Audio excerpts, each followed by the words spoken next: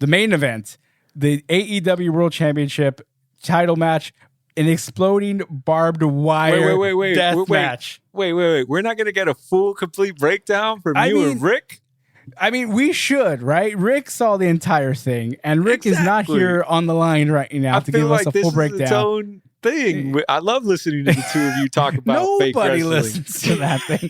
The Lucha Royale special, the next one scheduled is the WrestleMania recap. Oh, and okay. We're hoping to get Sonny on for that one. Yes. I mean, hopefully. Count me in for that. Although D-Bot is on the fence because it is 2 full nights of WWE wrestling. So it's a 2-night WrestleMania. We might have to do that correspondent thing again, where you guys watch one night and we'll recap one night. The other night.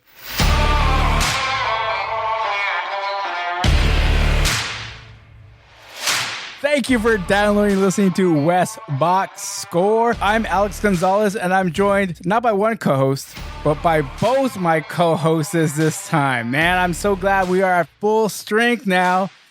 Sonny D'Amato's finally out of the penalty box. He's on the ice now, getting that ice time that we need. D-Bot, Sonny D'Amato, what's up, dudes?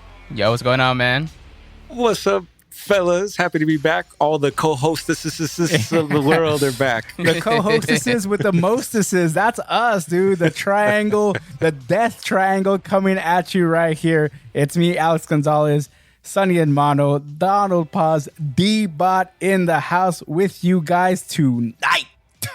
We can't wait to talk about this NBA. We're a star-studded podcast, just like the NBA was tonight, right, fellas? You guys were checking out that NBA All-Star game, so I got to hit you guys up. What were your thoughts about this team LeBron versus team Durant? Durant-ish? Quotation marks. Just so folks know, the West Box Score has evolved so much that now we each have assignment television. You know, there were so many events going on this weekend that Alex had to cover certain events, and then Donald and I were assigned other events, and then now we can all come together and, like the Avengers, just like tackle every single issue.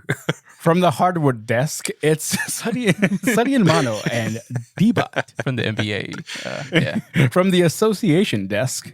Exactly. Yeah. No, but I did complete my assignment in watching the NBA All-Star game, and I'm curious to get D-Bot's thoughts on it, but I thoroughly enjoyed it, man.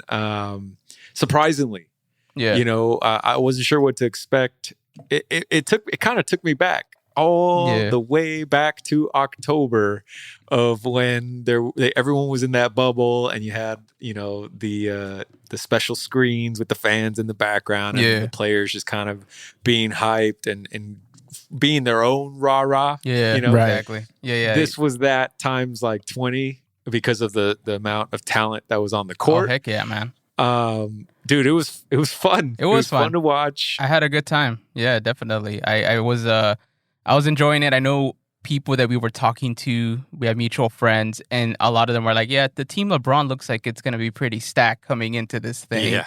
And lo and behold, they whooped on They them. took care of all 4 quarters. So, yeah, it was really fun. It's funny because I actually tuned in just randomly, not knowing what the kind of like the schedule was going to be like for the pregame stuff, and it happened to be at the last round of the skills challenge. So I saw Sabonis win it, and then it transitioned into the 3-point contest, which was really fun. I had fun watching it. So yeah, maybe it's because I haven't seen the All-Star like this in a long time, or maybe because this is like the first one in the pandemic that just felt special, even though there was a bit of early criticism even from us about something like this being like kind of a waste of time, and why would you? And obviously, there was a bit of an issue the morning of this, thing where they didn't allow Joel Embiid and Ben Simmons to play because their barber tested positive for COVID. Oh my goodness! So, yeah, it was crazy. I mean, I hate to say I warned y'all, but this is the exact thing that Speaking of a COVID tested positive, a barber testing positive for COVID, isn't that the reason you haven't gotten your haircut yet, Sonny? That is correct, my friend. I was due. I hit my 1 year. My hair hit its 1 year Mark. It's your birthday. 1 year anniversary, right? That's right. It's first birthday. My glorious locks. Actually, yesterday was the March 5th. 5th, right? Yes. March 5th was the 1 year anniversary of the last time I cut my hair, and I was supposed to get my hair cut on March 4th, but unfortunately, my stylist had to reschedule for undisclosed. Wow. Okay, cool. I was Undisclosed worried. reasons. Undisclosed. Yeah. Okay. Yeah. I was worried there. You know, it's kind of odd that she rescheduled for 2 weeks from now. Oh, Yeah. But you know, LA I'm County, glad, it's 2 weeks plus 10 days. Just so you know. but I'm glad nonetheless that she at least rescheduled. You know, Okay, Yeah. cool, So, man. so we have to wait another 2 weeks. You know, I told my wife, I told the missus, what's another 2 weeks? I've already gone a whole year. For sure. you know? Exactly, man. And you have great, almost Carlos Vela-esque hair right now. Oh, thank you. So yes. it's interesting that you would want to cut it. I should clarify for the listeners who absolutely are hanging on every word here because they want to know what my hair of course is going to do. This is a hairstyle podcast yeah, now. this is important. Now that we're taking this detour, we're going all the way. Oh, yes, baby. we are. Yeah. Here's the I have yet to rock the man bun. Yeah. No offense to man bun wearers out there, but it's just not something that I foresee in my future. I have done the ponytails you guys have seen. Right. But do you think you haven't rocked the man bun because you haven't been on the football pitch yet? And if you were on there, you might have to rock it I will say this. necessity. I will say this. A part of me is like itching to get back on the field Of because I course. want to know what it's like to run with the wind in my hair. You know, and I want to know what that feels like, dude. I want to throw up my, you know, my little dance, Yeah. my little Right. crazy dance. So would you not? So you would rather, instead of the man bun, you do the Memo Ochoa hair like band type Oh, of the thing? Just headband. throw Yeah, it you back. gotta- Yeah, I think so. I don't know. This is a great question. This is a whole other podcast, man. I love that we're going down this route. What else is there to say about the All-Star game, really? I know, right? mean, This is how you know it's a slow sports fuck week, the man. All-Star game. Let's talk about Sonny's hair, man. Like, LeBron's team took care of Durant's team. I really don't know what highlights there really were outside the fact that like Curry and Dame Lillard kind of showed off, you know? I will say this. Let me go back to the All-Star game real quickly. Okay, As sure. far as why it was so fun to watch. As much as I'd love to cap my hair adventures, during the last 5 years, I don't know if I was just secretly hate watching Steph Curry and the Warriors, where I like Steph, but I could never like him as much as like, you know, all these kids out there that were loving the Warriors and stuff like that. And I think now that the Lakers maybe have returned to glory, and the Warriors are kind of back in their place of like, oh yeah, you guys are just that team from the Bay. I really, really like enjoy watching Steph Curry, man. Yeah, Like, man. I fucking love that guy, man. He's and he was balling, like to see him play with the joy that he plays with and the swag. Yeah. Is dope. It is. You know, because and to see it in the All-Star game, him and Dame Lillard, who have different swag levels, but both can ball. Yeah. To see them on the same team, and then maybe again tying it back to the Lakers, where Team LeBron, I mean, that's our dude. Yeah. So by extension, it's a Lakers extension. It was just like, man, how do we get one of these guys on the Lakers again? I know, right? You know, it was like, You know what's funny is that like Steph plays for the Warriors that used to be in Oakland, and Dame Lillard is from Oakland. Right. So I wonder if the Oakland influence got into Steph, and it kind of shows that they have a bit of the similar swag, slightly different, but you could tell it's there. You know, it's insane. And yeah, man, Steph Curry, I always felt like at some point, especially at this part of his career, that his 3-point shot would have declined. And it's insane to see that it hasn't. And it's scary to see that. I mean, I don't know how many. I mean, I would say maybe the Warriors are 1 or 2 pieces away from really being like contenders again if Steph Curry's shooting like that. You know what I mean? It's crazy. Yeah, okay, so to add to what you're saying, D-Bot, the other takeaway from this All-Star game was, damn it, Giannis needs another guy. Yeah, because and a guy like a Steph Curry, or even dare I say a Chris Paul, Just a good point guard, man. who the Bucks had their eyes on at some point before Chris Paul got traded to the Suns. But it just makes you think that they blew it by not going all in for somebody like Chris Paul. Yeah. And conversely, conversely, it makes you hope that the Warriors don't actually pull off getting Giannis onto their team, that because would be, that'd be the dynasty all over again for them. Almost. It would be a rival to what we got with LeBron and AD, you know, being that LeBron is up there in age. Yeah. And just seeing that connection of Giannis with like another all-star caliber player was just like, this is what that dude needs. Yeah. I mean, he won the MVP tonight, and it's for a reason. Yeah. You know, because he had that freedom, and that the pressure was kind of off him to create everything for himself. Yeah. He was there to clean up everything, to roll off. Yeah. And it was just like, dude, this dude hasn't even hit his peak because, well, he's hit his peak as far as he can take a team. Yeah. But he hasn't hit his peak if you pair him with just another all-star caliber guard. And that, to me, was like the biggest takeaway I had from tonight's all-star game. That was like, dude, Giannis needs to either get up out of Milwaukee or Milwaukee needs to get one of these guards. Yeah, man. That's so true. I said that. I don't know what the full stats were on him, but I did see that the first quarter, he had a perfect, like every shot he made went in. Even the 2 3-pointers he shot went in. And every bucket he got, he made it. He had like a perfect stat. Like, you know, it was insane. I'll be like, dude, this guy's making everything he's getting. And it's just the all-star game. Like, this is just for fun.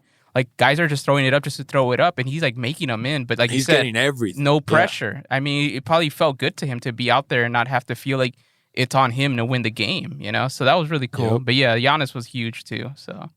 So as somebody who's a bit, as you know, I'm a casual NBA watcher.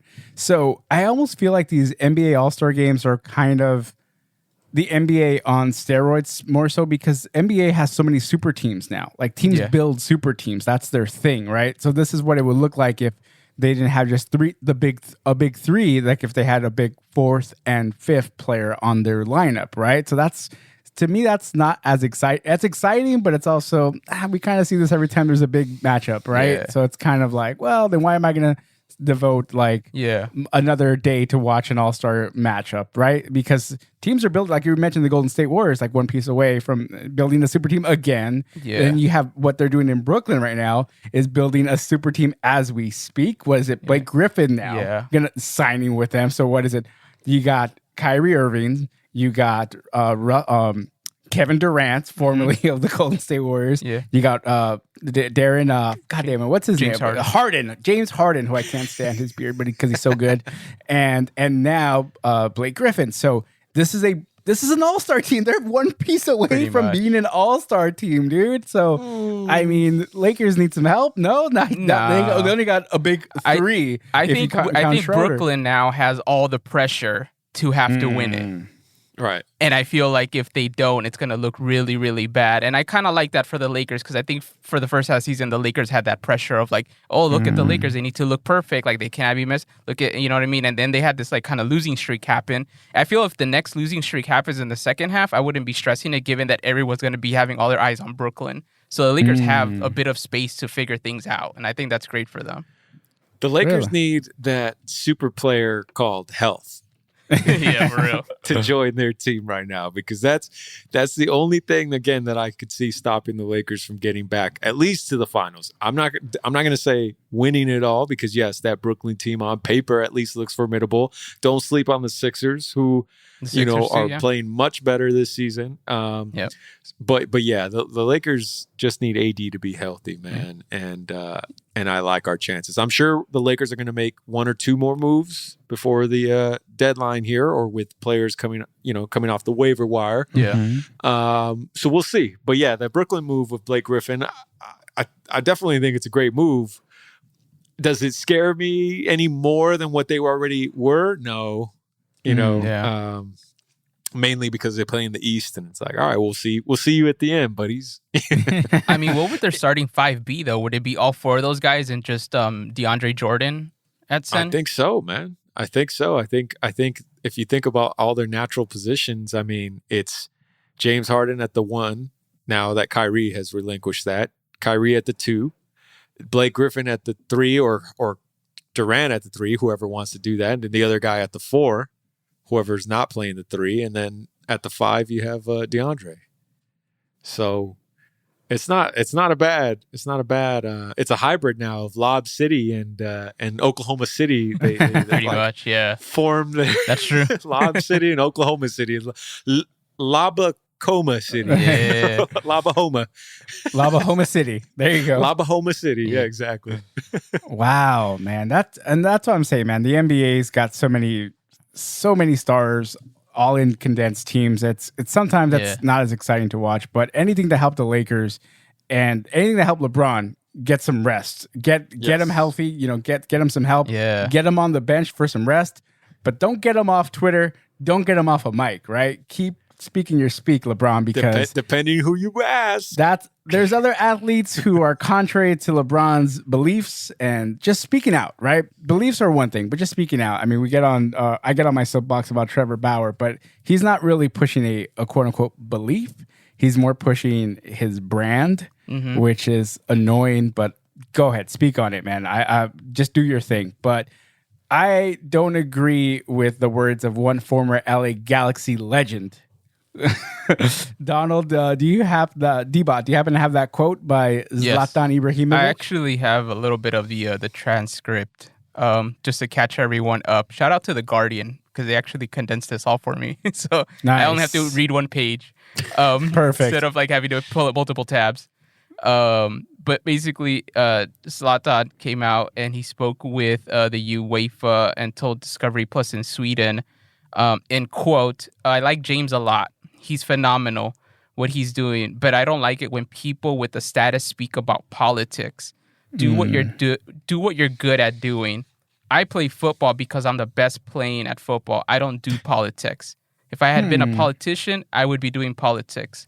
This is the first mistake famous people do when they become famous. For me, it is better to avoid certain topics and do what you're doing and do what you're good doing. Otherwise, you risk doing something wrongly." And then LeBron James responded with, "I will never shut up about things that are wrong. I preach about my people and I preach about equality, social justice, racism, voter suppression, things that go on in our community." And then finally, Zlatan doubled down. And I know this is where we're going to start getting into it. He said, Zlatan said, "Athletes unite the world, politics divided." Interesting. He said, "Republicans buy sneakers too." Pretty much. Is what he said at the end of that. He said, "Our role is to unite the world by doing what we do best. Athletes and politicians should do politics." And that is kind of the end of that, I think, thing. And I know we wanted to talk about that because that definitely hit home for us, given that LeBron James plays for the Lakers and Zlatan used to formerly play for the Galaxy. And I personally felt like this was Zlatan looking really bad, given that, you know what I mean? Like, I get that you have this arrogant thing about yourself and all that, and, it's fun at times, but this was not the place to do it, and that was definitely not the thing you should be saying, given that it's not really about politics as much as it is about, social justice and the fact that when you're a minority in America, there's a lot of disadvantages you have, and the fact, and that's just the reality of it. And I know there's disadvantages in third world countries too, but the fact of it is we're not talking about third world countries, we're talking about America. And the thing is that if it bothers you, as LeBron's like that, it shouldn't, because LeBron's doing what he has to do for his community. So I mean, it's just what you do when you have a status and when you're able to contribute to better the world, because the world has given you so much to do, so you should be able to. But I wanted to leave it to you guys to speak your thoughts on this situation. Since I mean, I was disappointed right away because I've always loved Zlatan. That's why I'm a Galaxy fan now, mainly because of Zlatan Ibrahimovic. That's your boy. It is. But what I don't co-sign at all what he's saying. But and I was like, oh man, why are you saying this? You're so wrong. You're wrong here. I don't agree with what you're saying at all. And then I go through some of the Twitter comments, because Twitter's such a great place to do research. Yeah. And apparently, and I could have sworn I had seen this before, but Zlatan used to speak out on racism in Sweden. And it makes total sense. He's an immigrant to the Swedish country from Eastern Europe. I forget, somewhere in Czechoslovakia or Yugoslavia. Yugoslavia. So he would speak on the fact that he's was born in Sweden, but there's racism within the country. So he would speak out on it. So that's exactly what LeBron is pretty much speaking to here. And I found it so baffling that Zlatan would criticize him for that. So I mean, then when he doubles down on it, it's like, okay, your dumb attempt to backpedal in saying that sports is supposed to unite us is true, but you're still missing the point, man. You're still missing the point that, yes, sports is uniting us, and use that platform to unite us fully socially. And that's where LeBron's coming from. And that's why I'm glad that athletes here speak up on social issues. And I think that's a great thing. And Zlatan really missed the mark here for me. It's very disappointing. And I don't know. He's still a Galaxy legend to me, but he's just on social media. He missed the mark here for me. What did you think, Sonny? It was just very narrow-minded, and hypocritical. Yeah. That's all I really think about it. I mean, I don't go to Zlatan for my, daily wisdom. Absolutely. Absolutely. There's hardly really any athletes that I seek out like that. Of course not, right. Just being frank, Yeah, but absolutely. The one thing I will always do is be in support of athletes, or not just athletes, artists, anybody with a platform, to use said platform if they feel comfortable using said platform. Mm-hmm. Right. I don't feel like they should be pressured into using said platform, but if they want to use that platform, hey, good on them, man. Like that, they worked hard to get to that spot. Mm-hmm. If they feel like they can do more good from that point of view, great. I'm not gonna shit on that. Of course not. And the hypocritical part is like Zlatan saying, stick to sports, Pretty right? much. Not don't go into politics. It's like, okay, Zlatan, didn't you do interviews on like Jimmy Kimmel and all that shit when you were out here? Yeah. Was that all about just soccer, or was that you trying to build your brand? Like, have you never done a commercial before where you're selling shit? Yeah. Because you're in acting at that point. You know what I mean? Right. Like, you should just be sticking to fucking sports if that's fair the point. case. Like, That's very true. so that's what I mean. Like the hypocrisy is just so blatant. Yeah. That he clearly, and you got to understand this with Zlatan. He's just a dude who likes to make headlines, and he's a prideful guy, and he's a stubborn guy. Yeah. That I think he just rolled with it. He doubled down with it. He's like, yeah, I'm not going to back down. I'm as great as LeBron James is here, or in the sport of soccer at least. Right. So, Right. but he was just obviously totally wrong about this. And, what do you expect from a former Galaxy player?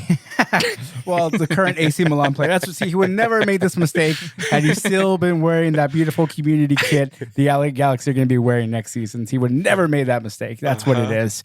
But speaking of hypocrisy football and hypocrisy football players and football clubs, maybe, ACFC has announced their front of shirt sponsor, DoorDash. And immediately I was mentioning this to Donald last week, that the announcement of it, building up to it, was just this weird, like, propaganda-ish. This DoorDash is such this great, company. And it's like, wait a minute, this is DoorDash, dude. Oh shit, even your dog hated it. So DoorDash, what do you think of that front of shirt sponsor, Sonny? First of all, I did catch last week's episode, and I appreciate y'all kind of tackling it, but then holding a spot for me to come in to give my piece about it, because we have had behind the scenes, casual conversations when it first was unveiled, and it was like I think we all had a collective save roll. it. That it was like, okay, interesting decision here. It's one of those things that the more I thought about it, and again, being now an ACFC original member, I guess is what we're called. Shouts out. Day one supporters is what I was calling myself. Day one, exactly. You're more privy to the direction that the club is going in rapid ascension, as far as like sponsorships and how they're handling their seat deposits and blah, blah. All that to say, it's very similar to my LAFC experience. Oh, I could see that. Though, and that's a good thing, by the way. It's okay, sure it is. To ACFC, but there is something about this, demographic that they're hitting for that's missing what the LAFC demographic was. I feel like they're tapping into the LAFC demographic by affiliation, but really they're kind of going after a very specific demographic. Okay. And that to me feels like millennials, but slightly younger millennials than even the three of us. Oh, wow. The Gen Zers. Almost borderline Gen Z, but still millennial, because millennials are the ones that are going to have more of the money than the Gen Zs. So right. That's kind of, and not just millennials, but like, I'd want to say, when you think about women's soccer, right? Where is it most popular globally? It's here. It's here, yeah. That's the complete opposite for men's soccer. Yeah. Okay. So men's soccer and MLS, when they're trying to do outreach, genuine outreach to the community, they're having to do it in a very grassroots style, like for you diehard soccer fans, for people in the hoods, in the communities. We want you to come out and be a part of our brand. And we're going to try to associate ourselves with brands that speak to that, right? When they're at like the local markets advertising, local grocery stores, like it feels very organic. The LAFC is within LA and it's about LA. Mm-hmm.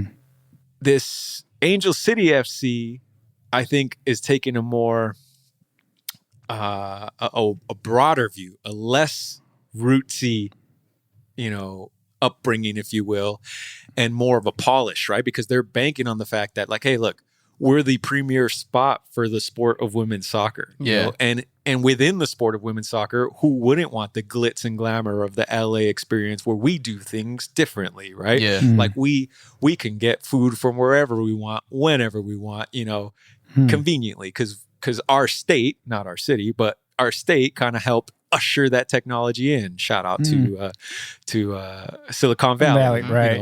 The stuff that goes on in Santa Monica. So there's a very higher scale of society that I think they're kind of coming at this from, like, and that's why I speak to the generation of millennials and / Gen Zers, where that's the norm, right? Like TikTok and whatnot. Yeah. And so when you cater to that specific audience, you're going to come off as almost a little bit superficial, aka trendy. Like, you're not doing this for the community. You're doing this because this is what's cool and what's hot now. Yeah. And this is what people are going to associate your brand with, where it's like, oh, it's the cool it thing, right? Like, you're a you might as well be a silicon brand right now. Right.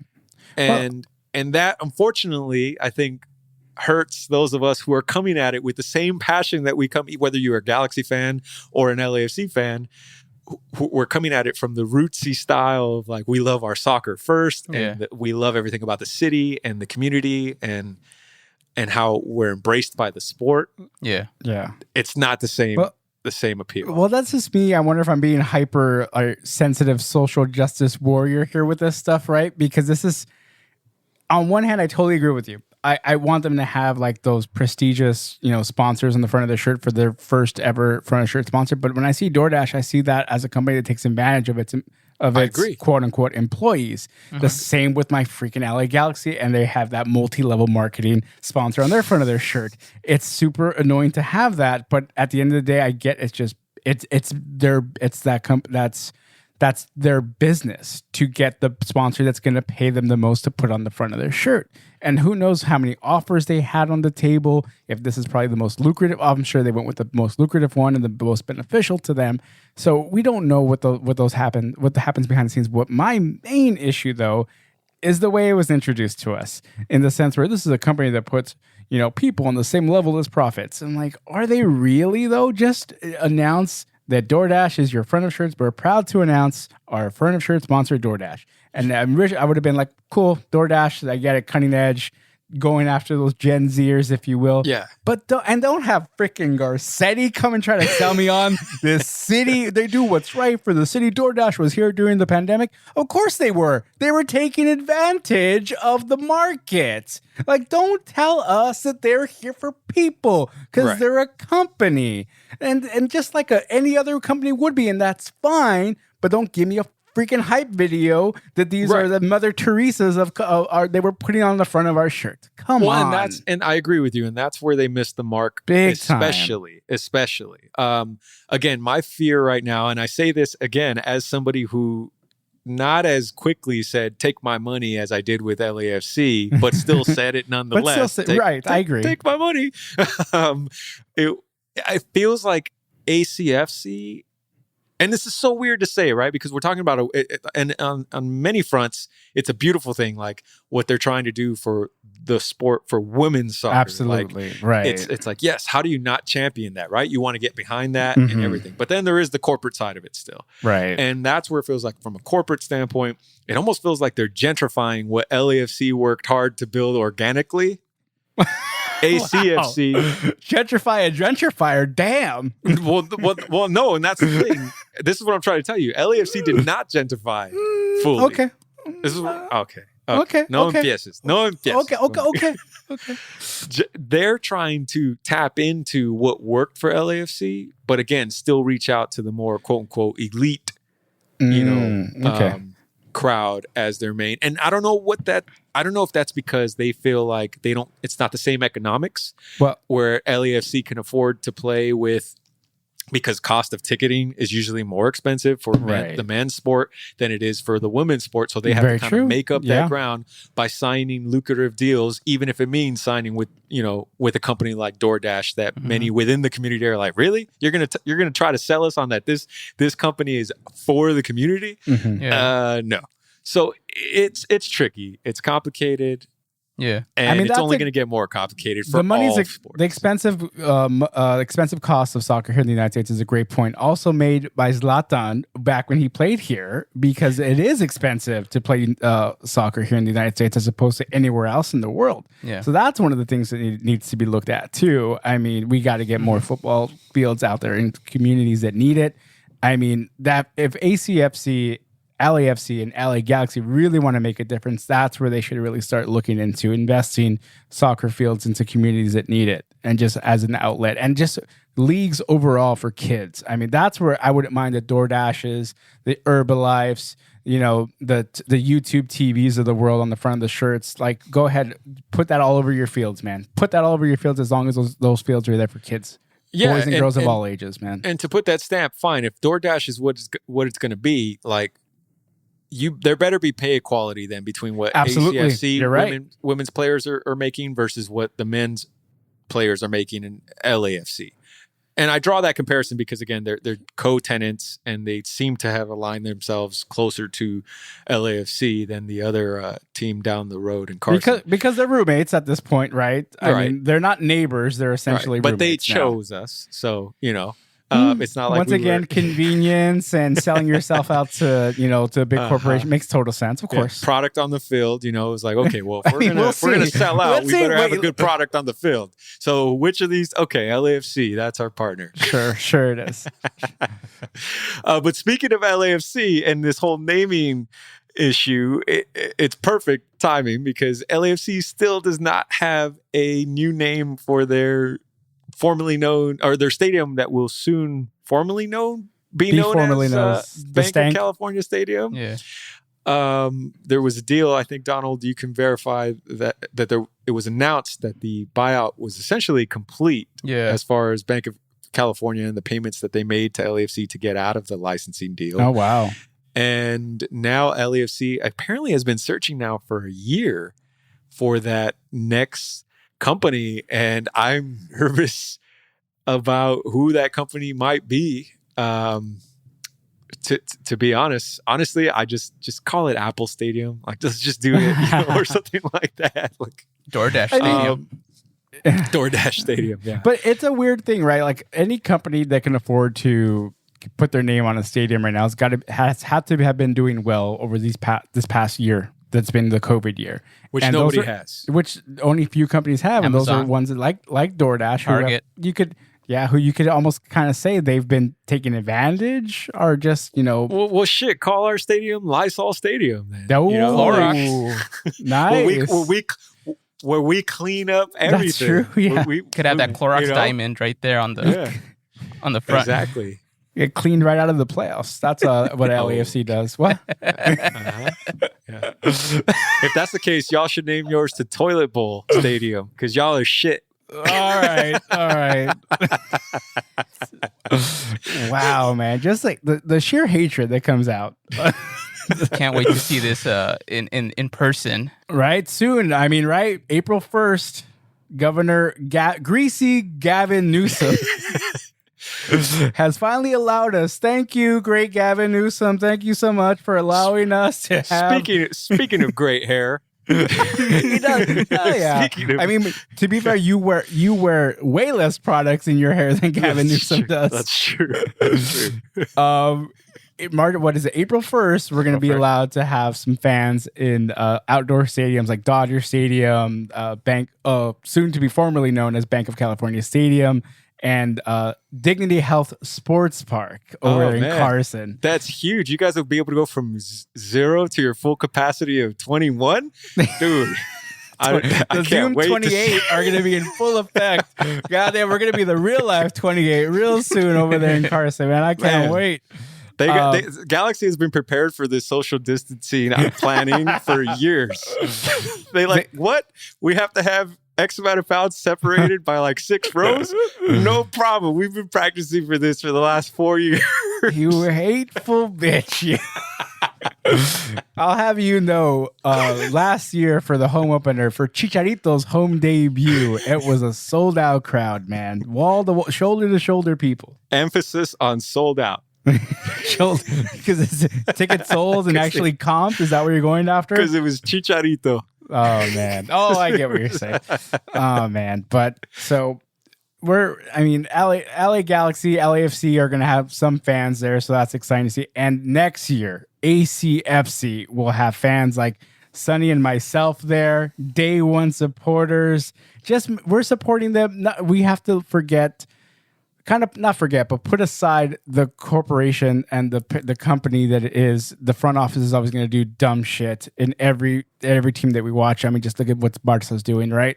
So the front office is always going to do dumb shit, but we have to support the players on the field, and especially these women who are going to be taking the field here in the big LA market. So we have to be out there to support them. That's why Sonny and myself, an LAFC fan, an LA Galaxy fan, are coming together to side support, by side, shoulder to shoulder, God damn it, right, for the united cause of ACFC. This is going to be more beautiful than that, right? For the game of football, women's football, man, we can't wait. And the beautiful science of mixed martial arts was underway this weekend too, man. I know Sonny was busy on other assignments because he's full of assignments, man. He's got assignments here. He's got assignments there. He's all over the place. Don't even forget. And we didn't even touch on the Fox Crate podcast that he's a part of. That's still got more episodes cranking out. I mean, those are coming soon. Just keep refreshing your feed. Trust me. The Fox Crate podcast, new episodes coming real soon. But UFC 259 was underway this past weekend too. Man, the prelims got started at about 2:30 Pacific time, and I tuned in to watch some of them. And the fight of the night was on the early prelims, and that was Kennedy versus Carlos Ulberg. And that was a second round KO that Kennedy's a 8-1 fighter now, but he was on the ropes early in the first round. And one of those fights, it looks like, oh, this is going to be over quick. But just as beautiful as mixed martial arts is, you let a guy get out of the first round, their corner talks to them, they rechange their strategy, and comes into the second round and gets the KO, man. And Carlos Ulberg gassed himself out going after that KO in the first round. That's what happens. That's what mixed martial arts is all about. The sweet strategy of finishing your opponent violently or unviolently sometimes, believe it or not. It looks like violence and cruelty to some people, but there's a lot of strategy behind it, and that's why it's a beautiful science. Not the sweet science, that's boxing, right? Wouldn't you agree? I agree. D-Bot and Sonny? It's a different type of formula because there's so many elements involved. And I'm telling you, the prelims had some great fights, but for me, it was the main card, right? The main card had three title fights, man. And there was a lot of controversy in that first title fight because it was the men's bantamweight title fight between Aljamain Sterling taking on Peter Yan. And Peter Yan had this fight won in the fourth round. I mean, Sterling was gassed out, But then Sterling down on one knee because he's gassed out. Jan has him down on his knee, and you hear him, and the ref even yells out, downed opponent. You could hear the ref clearly. And the corner, even Jan yells out to the corner, like, what do I do? And you just heard some noise come out. Kick him. And he knees him in the head while his knee is down. Like, dude, that ref immediately stops, calls in the doc, checks on him. Sterling, dude, was on Dream Street, man. Like, just out. His eyes were glazed over. He couldn't even stand. He had to keep laying down. The doc checking on him. And, of course, they called it a DQ. And it was an intentional foul. Because of that DQ intentional foul finish, they give the title to Aljamain Sterling. The first time ever a title changes hands on a DQ. Now, Twitter is a cesspool of hate because there's so many people talking on Twitter saying that Sterling was faking a concussion. I mean, I watch wrestling. We'll get into AEW talk a little bit later. But man, if he was selling, dude, he deserves a Slammy award from the WWE for this one because he was out. He was out. Dude, he could not even sit up. He had to lay down for a while, sit down, and then he was crying over emotion because he realized what had happened. When you're concussed, you're aware. I mean, knock on wood, I haven't been concussed, but I can imagine. Believe it or not. Breaking news. Believe it or not. Donald and I have sworn you've done a couple episodes while concussed. Not confirmed. Not. What is it? Confirmed concussions or diagnosed? No diagnosed concussions here. Believe it or not. But I do have CTE. That's for sure. So, but what? I mean, how can you sitting on your freaking couch at home on your iPhone or phone, whatever, talk about a man's health and saying he's faking? You've never been in a combat sport. I've never been in a combat sport. I will never speak on somebody's faking an injury or he's not really hurt. That is such asinine bullshit, man. Sounds like Zlatan was on the keyboard. It is a terrible way to end a fight, though. I will give you that. And Sterling, even as soon as the Dana puts the belt around him, just takes it off and throws it into the octagon because he didn't want to win it that way. Yeah, he did do a post-fight interview, which is tough because I was surprised that Joe Rogan, believe it or not, God almighty, Joe Rogan, gave the interview because he's talked about this on his podcast. He hates doing the post-fight interviews with guys who lose because they tend to have concussion-like symptoms sometimes. It's because they've kind of been knocked out or what have you. So he said he gave the interview because Sterling requested it. So, I mean, still, man, that goes to show you, of course he's going to request it. He's not in his freaking right mind. He needs to get to medicals really quick. And they kept saying that, but they forced, he requested this interview. Needless to say, man, it's a messed up way to end the title fight, and it was a bad way to get started with the first of 3 title fights. The second title fight, though, on the card, the co-main event, the GOAT, Amanda the Lioness Nunes, made short work of Megan Anderson. And, man, Megan coming out to the octagon already looked like a deer in headlights. She came out to some really slow music, too, which made me think, okay, she's not hyping herself up for this fight. I get you want to be, calm, cool, collective. But once the bell rang, dude, still deer in headlights look and terrified. Just freaking terrified, man. She lasted only 2 minutes, took a good shot to the head, went down. And then it was a leg guillotine choke that ended her night 2 minutes into the first round. This Amanda Nunes, man. I saw one comment on that cesspool of hate Twitter that said they should just let her fight the men at the 135, 145 pounds. That was actually funny, man. I wouldn't mind seeing her go up against Henry Cejudo. I'm not gonna lie. Oh, come on. That would be nice. I give 0 odds of Henry Cejudo winning that fight, dude. And I love Cejudo, man. He's a good wrestler. He's a good wrestler, man. But what do you think? In this fantasy dream matchup, Sonny, who do you give the advantage? I don't have fantasy dream matchups of dudes and gals, respectively, beating up on each other. Why? As much as I am a champion of equality. Are you not? Are you not an equal opportunity fighter? Absolutely. But if we're just gonna ignore genetics and the fact that testosterone, easy there, the fact that testosterone plays a part, especially in combat sports. unless Amanda Nunes is able to get artificially, artificial testosterone without testing for it, fine. And so you're saying gas her up a little bit. Yeah, then it's a fair fight. That is fucking scary. But if we're just talking Amanda? about, I'm just talking about biology, genetics and biology, right? Of it. Yeah, that's why I don't fantasize over. I mean, I don't like to see it's so wild in this world. This is a total tangent, but it's so wild in this world of being a champion of equality, but still feeling like you want to always be a gentleman, right? So like the thought of like punching a woman or a female in the face is like totally against anything in my mind that I'm programmed to think.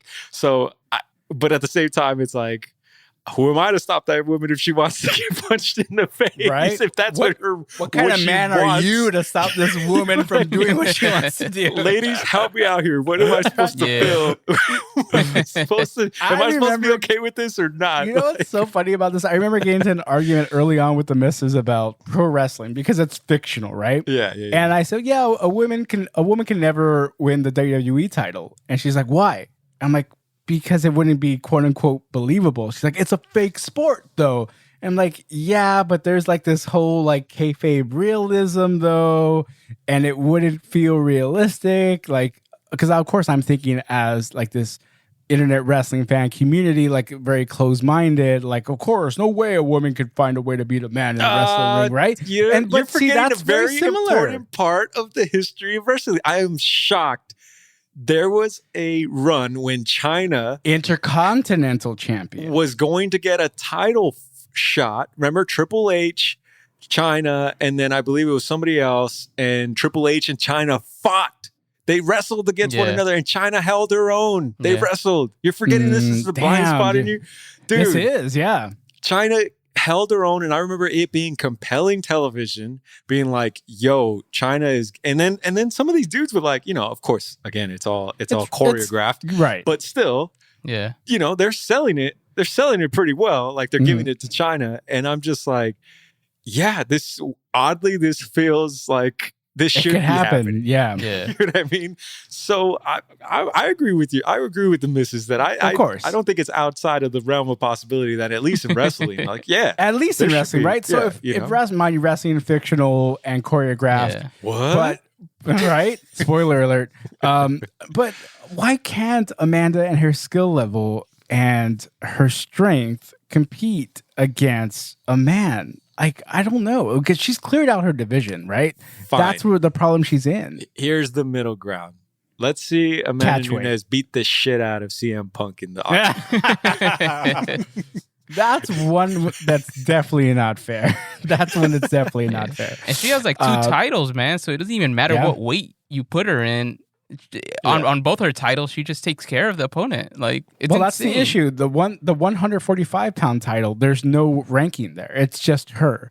The 135-pound weight, there's a little bit more. There's rankings there, and Valentina Shevchenko would probably be the next one for her, which would be the third fight of theirs. And the first 2 were close, but both went to Amanda. So it's not really compelling to see a third fight between them necessarily. Just to know. It's only compelling for competitiveness. Yeah. But who else? Who else? Henry Cejudo. That's who else.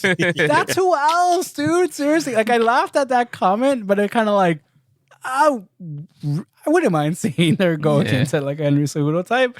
And it's just funny. Like, it'll never happen. No. Maybe. Cool. Play back this tape later. Dana sees money. But yeah, I don't think it will either. I do love her mindset though. I love that she's just very confident in herself. Like, and I think that's what I said last week was like, like her mentality is what takes her over. So, man, I love hearing every time she speaks because it's like inspiring. It's like, that's how I should be thinking too. I'm a lion too or something, So yeah, it's really cool. You know what I mean? She makes you feel like, She's for sure a warrior. Yeah, she's a warrior and somebody that I think she's. I don't know. It's so hard in UFC because you get turnover, right? I remember when Ronda Rousey just a short 3 years ago was on top of the world, right? And considered the GOAT for, and it's crazy because in 3 short years it's like Ronda Rousey could not touch Amanda Nunes, and it's like, so I want to call Amanda Nunes the GOAT. until let's flash forward a year from now, then maybe it's like somebody else that, came man, up and without confidence. Because I feel like with Rousey, I think her celebrities what killed her. You know what I mean? Well, yeah. Once she became too much of a celebrity, it just wasn't the same. Yeah, I mean, I would go. Ronda was the GOAT for putting women's martial arts on the map, on the for stardom. Gina Carano pioneered women's fighting, like brought it to the forefront, allowed it to be accepted into UFC. Ronda was like the first woman UFC champion, so you got to give her that respect. But Amanda's got the pedigree of a GOAT because she's beaten everybody who's been on that pedestal. She's beaten Ronda, she's beaten Holly Holm, she's beaten Cyborg, she's beaten everybody. Yeah. So she's beaten Misha Tate, another pioneer of women's mixed martial arts. So she's beaten everybody, and she's done it convincingly too. Yeah. So I mean, that is like part of the criteria of being a mixed martial arts GOAT, mind you. And then the sport is just so young still. So I mean, so it's really hard to say there's so many GOATs now. I mean, the only real GOAT with Amanda now is Habib. Yeah. That's because the last style bender, Israel Adesanya, lost in the main event, trying to go up to light heavyweight for that John Jones mega fight. And man, he did not look good in this fight. He looked overmatched. Definitely trying a strategy that for the first 2 rounds, I say looked good in the sense where it was very, I would venture to say very Floyd Mayweather-like in the sense where he was going after leg kicks and running away. It was a scoring tactic. It's for the judges, to appeal to the judges, and like, I don't like what you're doing here, Izzy. I'm a fan of yours, but I see what you're doing, and it's a smart tactic because you have to employ it here, but I'm not a fan of this.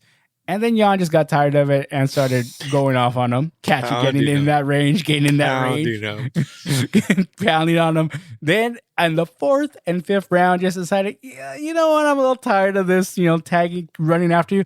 I'm just going to lay on you and ground and pound you until I feel like it's enough time. So he won a couple of 10-8 rounds because of that and won the title unanimous decision, retained the title rather.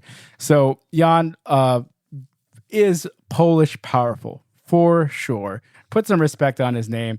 I didn't put respect on his name when he fought Dominic Reyes to win the vacated light heavyweight title. Definitely got to put respect on his name now. Know that name. Yeah. What did you guys think of that main event? I know you guys caught some of it. Yeah, I saw the condensed blacklisted YouTube version of the fight because don't tell Alex, Uncle Dane is gonna come after you and all his favors. As Alex mentioned, I was off on other assignments. Unfortunately, I didn't get to catch this pay-per-view. But from what I saw of that fight, I mean, it's hard to say from highlight, just condensed highlights. But Jan just kicked the shit out of him when he turned it on. Yeah, like he started just bringing the hammer to him. And it sucks because I too was looking forward to that John Jones Izzy fight. Yeah. And I guess that now they can still have it, but it's not as appealing, because I feel like John Jones will just destroy him. Yeah. A healthy John Jones, that is. Mm-hmm. Yeah. A clean John Jones. But there's been so much bad blood that they've spewed toward each other on social media that I would still be excited to see it, right? Yeah. Like, even though both of them, I mean, Izzy now has a loss and John Jones has an unofficial loss, the one he had to Anthony Smith. I mean, he should have lost that fight. A la Peter Yan and Aljamain Sterling here for that illegal strike.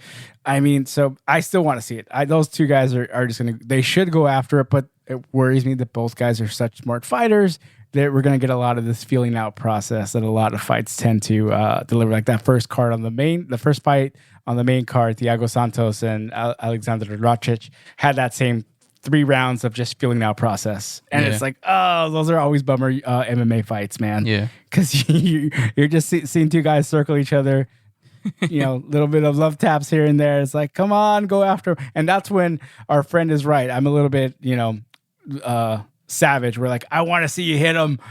God damn it. You're talking about a shout out to our good friend Pablo here. Pablo. Clipper Pablo, who we're gonna have to bring back on to shame you, Alex, in your love for mixed martial arts. Of course, right? How can I watch that quote unquote human cockfighting? That's right. That's right. Some fans are sports fans are the worst. When now that I think about it, you're a bad influence on me, man. Yeah, because you have been watching way before I have. I don't know what you're talking about. So that's why I prefer. That's why I prefer acted human cockfighting, like AEW Revolution that happened this past weekend too. Gotta say, overall, fine show. Overall, I thought you were going to go somewhere dirty. You're there for a quick second, and then you pulled it back. Easy. We're not talking about a hub over here. I'm talking about something. It was on BR Live. It was a legit website. AEW All Elite Wrestling. Shouts out to Tony Khan and his Fulham FC over there in the Premier League. Yeah, they're really close to being relegated. I don't know if they're out of that table yet. And shouts out to Manchester United for beating Manchester City. Manchester is red tonight, ladies and gentlemen. They're still not going to win the Premier League, but, what are you going to do? So AEW Revolution, good show overall. Match of the night for me was the main event, the AEW World Championship title match, an exploding barbed wire death match. Wait. We're not going to get a full, complete breakdown from you and Rick? I mean, we should, right? Rick saw the entire thing, and Rick is not here on the line right now to give us a full breakdown. Its own thing. I love listening to the two of you talk about fake wrestling. Nobody listens to that thing. The Lucha Royale special, the next one scheduled, is the WrestleMania recap. Oh. And we're hoping to get Sonny on for that one. Yes. I mean, hopefully. Count me in for that Although D-Bot is on the fence because it is 2 full nights of WWE wrestling. So it's a 2-night WrestleMania. We might have to do that correspondent thing again where you guys watch one night and we'll recap one night. The other night. So I was saying, before I get Rick on, my favorite match of the night was the exploding barbed wire death match. And so there's explosives on 3 sides of the ring. Every time you're thrown into that side of the ring with barbed wire on it, it explodes. And it was funny. Of course, it's like weak pyrotechnic on the side of the ring, but I laughed and cheered every time it happened. The missus was having dinner in the dining room and could hear me. She's just shaking her head, laughing at me because she knows I'm laughing. I'm enjoying this, wrestling that's obviously, but I'm like, listen, I don't give you that face when you're watching Queen's Gambit all day long. Let me enjoy my Queen's Gambit here. This is my show. This is my novella. Let me enjoy it. Yeah. So I definitely enjoyed this death match. It ended very lackluster because the gimmick too is after 30 minutes, the entire ring is going to explode. And so 10 minutes left in the match, this crazy siren music starts playing. And I gotta tell you, I legit got scared. Like, what the fuck is going to happen in 10 minutes now? It sounded like the freaking purge was happening. Oh, wow. So I'm like, these motherfuckers better end this match and not blow up this ring. Yeah. So the match does end before 30 minutes. But they keep saying on commentary, the timer's still going. So then the other guys, the Good Brothers come in. Doc Gallows and Carl Anderson come down and keep beating on Jon Moxley, who had lost the match. And they are handcuffing him, and they are going to leave him in the ring. There's a minute before the ring blows up. And it's like, oh, crap, dude, they're going to blow him up in the ring. What the hell here, guys? And sure enough, 30 seconds goes by, 10 seconds. His good buddy Eddie Kingston comes down to the ring, tries to help his friend Jon Moxley get out of the ring before it blows up. You gotta get out. It's gonna blow up. And then he can't get him up. He throws himself on top of Jon Moxley. 3, 2, 1. Sparklers go off. Smoke goes off. And some pyrotechnics, very lackluster. And man, I could not stop hearing the end of it from my WWE friends on text. This was the pay-per-view, all this hype. And it's like, the match was great. The match was awesome. But they did not give us a great explosion at the end. We didn't expect this freaking guy to die in the ring, of course not. But we want to see some great pyro. Yeah. And they gave us a dud pyro bomb. Ah, man. Who does the commentary for AEW's pay-per-view event? Jim Ross, the legendary good old Jim. JR. The good old JR. Good old JR. way past his prime, unfortunately. Tony Schiavone, formerly of WCW. And the real guy who carries the broadcast is Excalibur of PWG fame, PWG here in Los Angeles. And he tries to do so much, put the guys over, put all these spots over, and he's excited. But man, the two older guys who are just trying to crowbar in their gimmicks, their lines, just make it a little tough to follow. It's a real slobber knocker. Yeah, and that's really what's missing. Is the whole production element. That's where WWE's got everything in spades, right? That's why we watch 2 days of WWE, because it's polished. It looks great. It's the LAFC of wrestling, you would say. It's a good product. It's a good product. It's a very polished. Coming around. It's a very polished, shiny, plasticky, polished product. But some substance, is it really there? It's more of a facade, if we're going to be honest. Well, you say one produces Hall of Famers, the other one not so much. I mean, one produces championships, the other one. So, I mean, listen, guys. I will say, one last thing to tie this all back. 2 days of WWE seems like a whole lot. This new All-Star format that just was COVID induced, if you will, in that it was all one day as opposed to the weekend. I am here for, man. Like, make it a whole day. I don't care to have Friday night the celebrity game and the skills challenge on Saturday with the dunk contest and the 3-point being blown out, because the dunk contest, which took place at halftime of the All-Star game, almost kind of crept up on me. I completely, like Donald said, he forgot that some of the skills challenges were going to be, that the skill challenge was happening before the game started. I completely forgot that the dunk contest, the shorter dunk contest, was going to be at halftime. And boy, was I in for a treat. Like, that was better than any halftime performance of anybody singing, which I've never understood. Like, why are we having this, famous singer like perform for half an hour in the middle of this exhibition game? Now, dunk contest as your halftime entertainment. Are you not entertained? What was one of the most exciting dunks from this dunk contest? It was the winning dunk in that he went up, because this dude's got to be, it's funny because like NBA player height reference is probably the worst thing because they're all giants to me, but comparatively to each other. But one shorter giant than the others, right? There's one shorter than the other.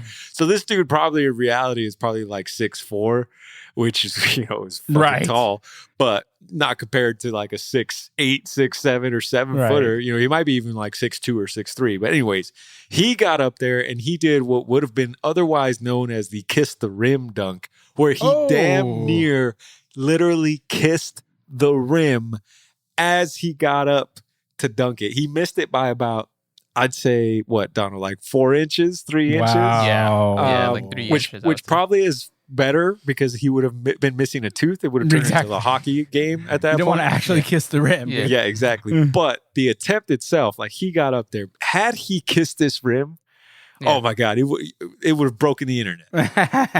Yeah. And broken some teeth. Exactly. So that dunk alone was what won it for him. And just the attempt alone was like, all right, I'm impressed. I want to see more from that kid.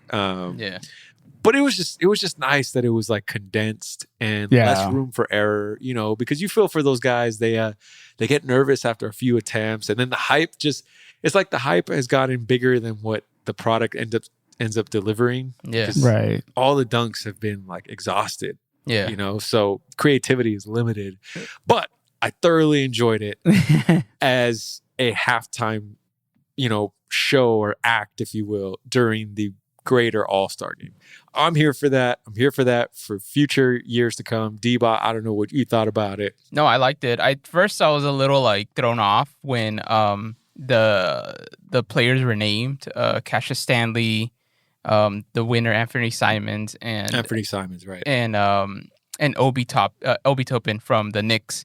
It was a little thrown off because I was like, I don't really know who these guys are. And then, 2 of them are rookies. And then it was kind of fun seeing it because it kind of reminded me that for as much as like the past winners that are pretty legendary, like Tracy McGrady and Vince Carter, it just kind of makes you realize like the reason why they got so great, or a portion of what their greatness is winning the dunk contest. Right. And I think that like if the NBA fan base gave this more of a chance, because I know I was watching NBA Twitter, and they were all kind of like mixed reactions. Some of them were like, "Oh, this is cool," like just kind of like an offshoot, and then other people were kind of like, "I don't really like the fact that like there's a no-name person, doing this. That like it's kind of like stupid. Like why would you do this if you're not having someone that is a big name in there?" But I kind of like it because I think that this is what helps give them a bigger of a name. And that's a big part of it. That's a big part of the history of the slam dunk contest is that, when they win it, I don't know if Blake Griffin won it, but I think I remember him going over that Kia car. Right. And you said, like the creativity of it gets very limited. It is cool to see, and I'm hoping to see as the years pass by, some rookie really just like stunning us with something crazy, because maybe there'll be like one rookie that'll have the confidence. Because I noticed that like Cassius Stanley, like they didn't have a lot of that confidence, which is why they kept reattempting. So for it being a first time thing, I think it was really cool. And I thought that they didn't overdo it. And I just thought like, hey man, this is only going to get better from here if more rookies start figuring out like, oh shoot, I could be the one that wins it as a rookie, and then start practicing stuff. I think it'll be crazy, but they got something going here. And the fact, like you said, like being in the halftime, it's fine. Like, you know what I mean? It made that halftime kind of still keep it within basketball. So that was good. Well, guys, we slam dunked this episode again this week. I saw that. I saw that coming from a mile away. I was like, I already know how Alex is going to wrap this show up. Or am I going to use Exploding Deathmatch as the reference? No, it's the slam dunk reference, man. Thanks again. Be sure to check us out on Twitter and Instagram. D-Bot and I are there at WestBoxScore. Sonny is on Instagram at The Fox Crate. His podcast, The Fox Crate Podcast, is available wherever you get your podcast downloaded. Be sure to check out our media partner, Blue Wire Hustle. They are on Twitter at Blue Wire Hustle. Donald, still time for people to go check them out? Yeah, definitely. I believe last time I checked, they're still taking in applications. So if you go to Twitter, search Blue Wire Hustle. They should have a link there on their bio that will shoot you to their application process. It's pretty simple, but like Alex said, like if you are interested in starting a sports podcast, or you have one and you just need a little bit more help, a media partner like Blue Wire. Yeah, exactly. Like Blue Wire, who's definitely making moves as a really dope startup podcast sports network.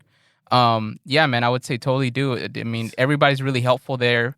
Everybody's really nice, and man, people love to talk about podcasting and sports in that space. So it's cool because, like I said, we start these shows, like we started this one, and I'm sure even Sonny could attest to this with the Fox Crate. Like you do your podcast and you publish it, and then people hear it, and then you kind of just do it again until you do them. But then sometimes you don't build with a bunch of other people who also do this thing of podcasting. And it's kind of weird because when you do bump into someone, it's like, oh, you have a podcast? Oh, and then you kind of start talking about podcasting nerdy things like gear or production tips or things like that. And it's kind of rare to see that. So it's cool that Blue Wire Hustle has that in the Discord channel.